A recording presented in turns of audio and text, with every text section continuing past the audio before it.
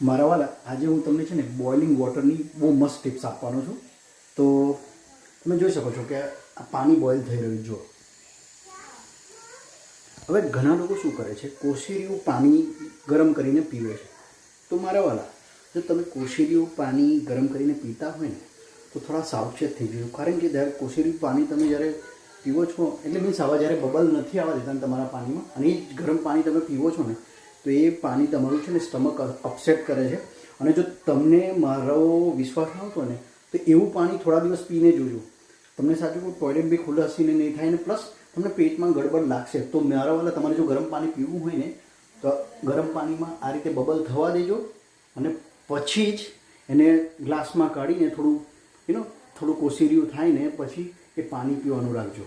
પણ જો થોડું ગાલી ગરમ કરી માઇક્રોવેવમાં ખાસ કરીને 30 સેકન્ડ ગરમ કરીને પાણી જો પીવાનું કોશિશ કરશો ને તો એ પાણી તમને છે ને તમારું સ્ટમક અપસેટ ડેફિનેટલી કરી દેશે.